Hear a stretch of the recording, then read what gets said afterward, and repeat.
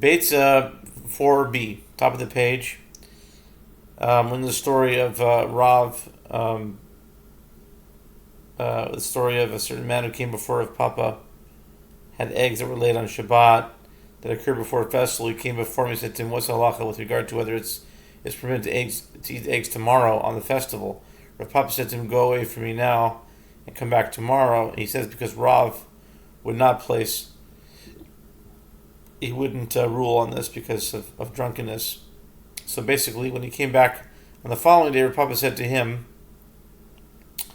now on 4b, had I issued a ruling for you then, that I would have forgotten the correct response. I would have said to you, based on the accepted principle, that in a case of dispute between Rav and Rabbi Yochanan, the halacha is according to the opinion of Rabbi Yochanan, and the eggs are permitted. However, Rava said, the halacha is in accordance with the opinion of Rav with regard to these three issues. In connection to the sanctity of festivals and Shabbat, whether his ruling is lenient or whether it is stringent. This is one of those three cases in which the halacha is in accordance with the opinion of Rav. Rabbi Yochanan said, with regard to branches that fell from a palm tree on Shabbat, it is prohibited to kindle them on a festival that occurs the next day. And do not reply to me by asking why I permit an egg to be eaten on the following day. What is the reason for the distinction between the two cases? In the case of an egg, because on the day of Shabbat itself, it is also fit to be swallowed raw, and nevertheless it is permitted to be eaten only the following day. One knows that an egg is prohibited on the day it was laid.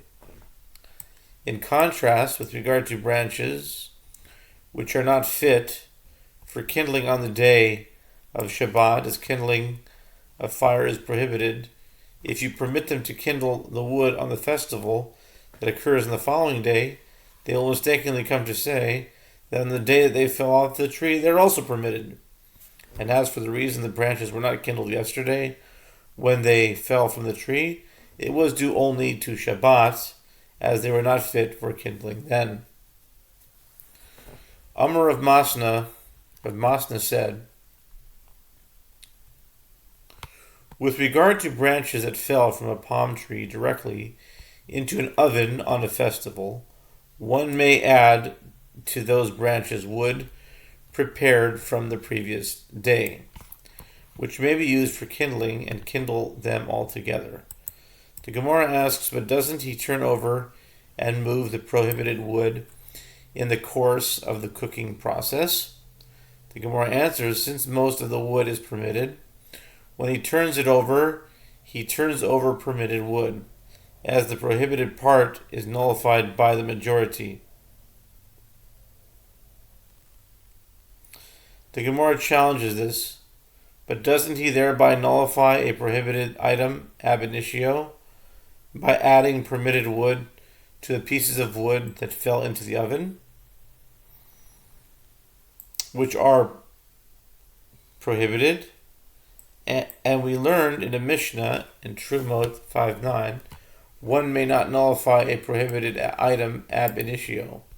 The Gemara answers, that principle applies only to items prohibited by Torah law, but with regard to items prohibited by rabbinic law, as in this case involving the prohibition of muktzah, one may nullify the prohibition ab initio. The Gemara asks, and according to the opinion of Rav Ashi, who said, any object whose prohibition is temporary, even if the prohibition applies by rabbinic law, it cannot be nullified. What is there to say?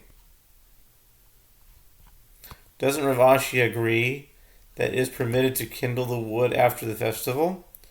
The Gemara answers, that principle applies only where the prohibited item remains intact. Here, however, the prohibited item is burned,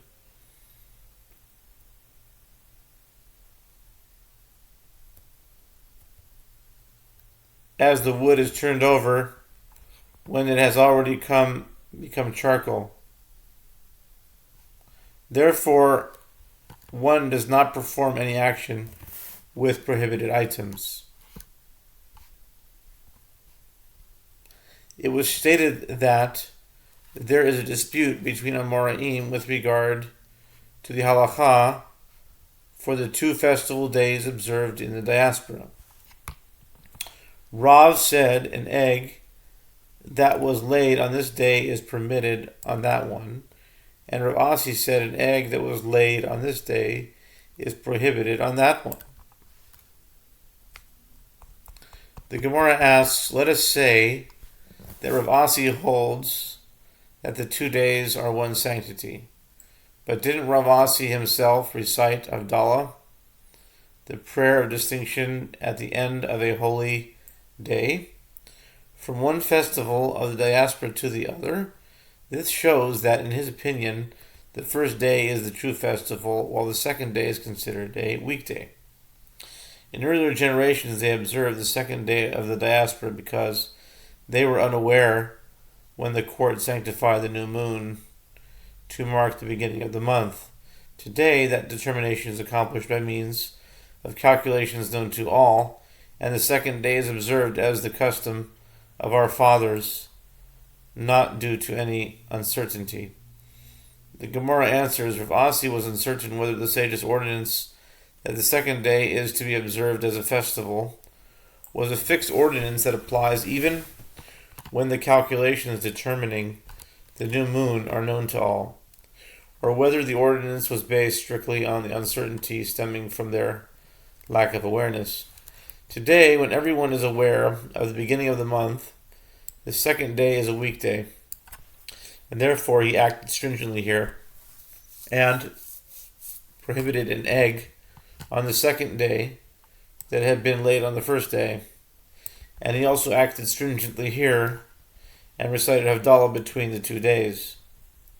Rabbi Zera said it is reasonable to say, in accordance with the opinion of Rav Asi, that the sages consider the 2 days as one day, and it is not a practice instituted due to uncertainty, as today we know the determination of the first day of the new month based on a fixed calendar, and the precise dates of the festivals are known by all. And nevertheless, we observe 2 festival days of the diaspora. Abaye said, on the contrary, it is reasonable to say, in accordance with the opinion of Rav, that the second day is observed as a festival due to uncertainty, as we learned in a Mishnah in Rosh Hashanah 22b. Initially, after the court sanctified the new month, they would light torches on the mountaintops from one peak to another to signal that the new moon had been sanctified. After the Samaritans disrupted this method by lighting torches at the wrong times, the sages instituted that messengers should depart to inform the people of the start of the month, since the messengers could not reach all diaspora communities before the beginning of the festival. The sages instituted that an additional festival day should be observed there, due to the resultant uncertainty with regard to which day the actual festival day. Which day was the actual festival day? Abaye continues his argument, and this indicates that if the Samaritans had desisted from their interference, the sages would have restored the earlier custom, and we would observe only one day. And similarly, in a place where the messengers arrived from Jerusalem on time, we observe only one festival day.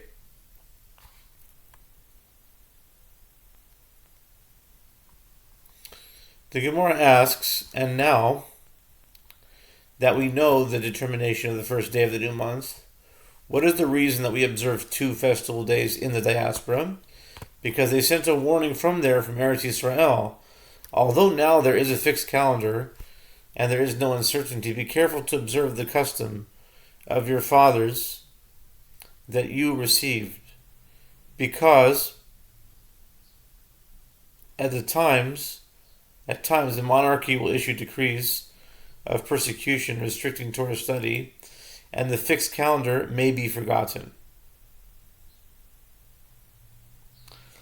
and the people will come to have their proper observance of the festivals disrupted again. However, the fundamental halacha is that the observance of 2 festival days is based on uncertainty.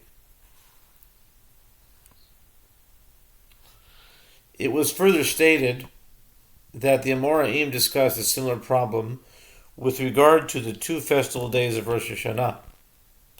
Rav and Shmuel both said an egg laid on this day is prohibited on that one, as the 2 days of Rosh Hashanah have a special status. As we learned in the Mishnah in Rosh Hashanah 30b, initially the court would accept testimony of witnesses who saw the new moon to establish the first day of the new month. This system would also be used for the first of Tishrei, which is Rosh Hashanah, and the court would accept this testimony on the entire 30th day of the month of Elul. Once the witnesses tarried and managed to arrive only when the hour was late,